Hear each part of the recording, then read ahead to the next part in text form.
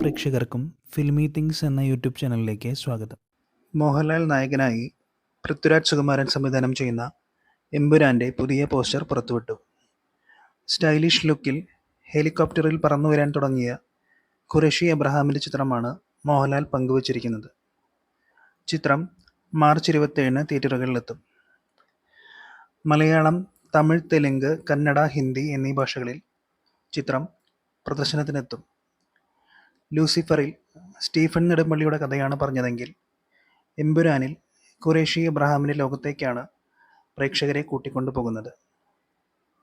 കേരളത്തെ വലിയ പ്രശ്നങ്ങളിൽ നിന്നും രക്ഷിക്കാനുള്ള ഖുറേഷി എബ്രഹാമിൻ്റെ തിരിച്ചുവരവ് കൂടിയാണ് സിനിമയെന്ന് കഴിഞ്ഞ ദിവസം പൃഥ്വിരാജ് വെളിപ്പെടുത്തിയിരുന്നു.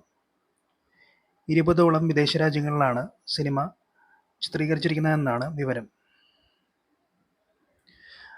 ആദ്യ ഭാഗത്തിലെ അഭിനേതാക്കളായ മഞ്ജു വാര്യർ, ടൊവിനോ തോമസ്, സാനിയ അയ്യപ്പൻ, സായ് കുമാർ, ഇന്ദ്രജിത്ത് സുകുമാരൻ, ബൈജു എന്നിവർക്കൊപ്പം സുരാജ് വെഞ്ഞാറമൂട്, ഷൈൻ ടോം ചാക്കോ, ഷറഫുദ്ദീൻ, അർജുൻ ദാസ് എന്നിങ്ങനെ പുതിയ താരങ്ങളും ചിത്രത്തിലുണ്ട്.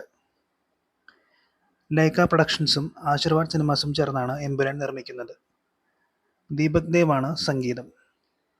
സുജിത് വാസുദേവ് ഛായാഗ്രഹണം കൈകാര്യം ചെയ്യുന്ന ചിത്രത്തിൻ്റെ എഡിറ്റിംഗ് നിർവഹിക്കുന്നത് അഖിലേഷ് മോഹനാണ്.